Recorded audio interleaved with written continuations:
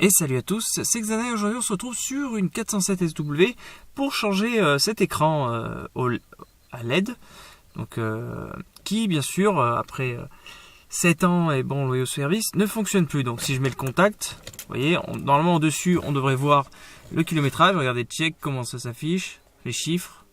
On s'aperçoit que vraiment l'écran est fatigué et il ne fait que 22 degrés.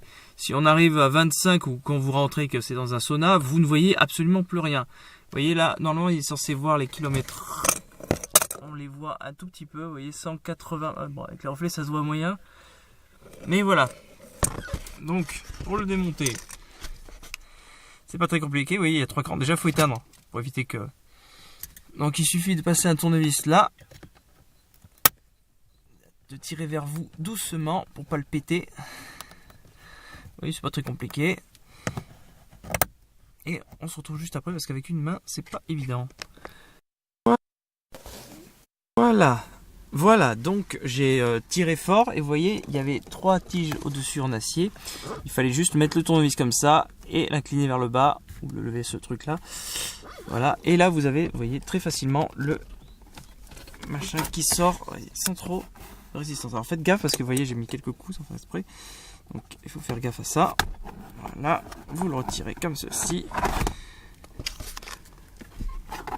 Alors, en fait c'est vraiment vide derrière. Et là vous avez une prise. Donc les prises blanches, il suffit d'appuyer au-dessus et de faire passer le clip sonore derrière. Et voilà, votre compteur électronique est enlevé. Vous voyez, pas très compliqué. On va se retrouver dans la maison maintenant pour changer cet écran. Salut à tous, c'est Xana et aujourd'hui on va se retrouver pour démonter ce petit écran. Donc qui est cette petite pièce là qui est très défectueuse sur les 407 SW. Donc ça vaut pas cher, ça vaut 60 € environ. Donc pour le démontage, alors en fait il suffit de, vous voyez il y a que plein de petits traits blancs là comme ça. Si, il suffit de les déclipser, vous voyez de dos, on les voit aussi, voilà comme ceci, il suffit d'écarter, vous voyez pour que le cache noir, là où il y a la vitre et tout ça, s'en aille. Donc puisqu'on en a besoin pour accéder juste au système qui est derrière.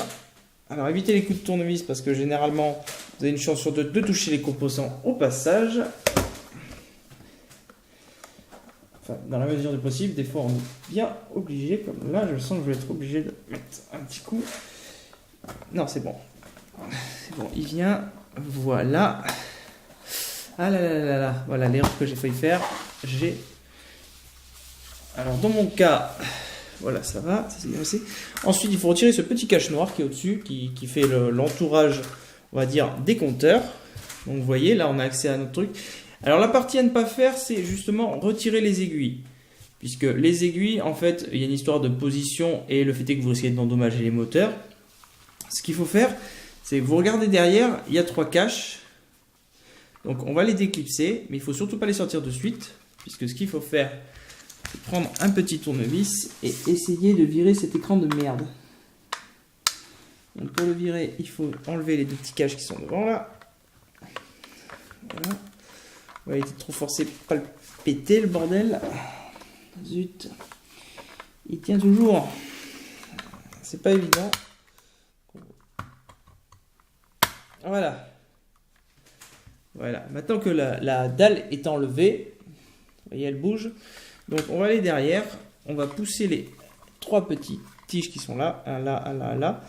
Voilà, on va les pousser pour l'obliger à sortir. Voilà.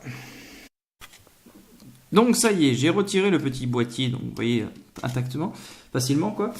Et donc là, on découvre notre prise. Donc il faudrait le déclipser gentiment. Donc est-ce que c'est à tirer? Je ne me rappelle jamais. Ah bah oui, il suffit juste de tirer, vous voyez. Donc c'est aussi simple que ça. Alors pour le remettre, vous voyez, il y a toujours une petite languette blanche dessus. Et normalement, quand vous appuyez dessus, je dis pas de bêtises. Celle-là, bien sûr, elle l'a pas. Normalement, on va regarder sur le nouveau s'il y est. Et il n'y est pas non plus. Bon, bah, il suffira juste de pincer et de le mettre. Donc on se retrouvera après le montage et je vous dirai qu'est-ce que ça donne. Et donc on se retrouve sur l'écran maintenant pour... Donc vous faites un montage rapide sur votre voiture, vous mettez simplement le contact et normalement si vous n'êtes pas planté sur le branchement, voilà vous voyez bien on voit check, on voit les messages qui s'affichent. Donc là forcément déjà il y a le reflet sur la vitre puisque c'est une vitre en verre et on voit très clairement tous les chiffres. Donc ça veut dire que tout ceci est bon. Donc c'est normal parce que dans l'arrière normalement il y a un truc blanc qui se met et qui est censé on va dire assombrir et éclairer l'image. Mais vu que je ne l'ai pas remis, forcément ça donne cet effet. Donc on se voit juste après pour le résultat final.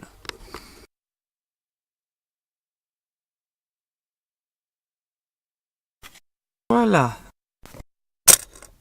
Et nous voici pour la dernière partie. Donc pensez à bien pousser en haut pour bien qu'il ne bouge pas. Voilà. Et surtout n'appuyez pas sur l'écran quand vous le mettez en place parce que vous risquez de le briser. Et maintenant le test final. On met le contact. Oh mon Dieu, regardez-moi ça. Comment c'est beau. Oh putain, comment c'est bien écrit. Regardez bien. La couleur est bien sombre. On distingue clairement les chiffres. Voilà. Ça c'est génial. C'est ce que j'adore. Voilà. Voilà. Attends, on va démarrer. Oh là là là là. Ah.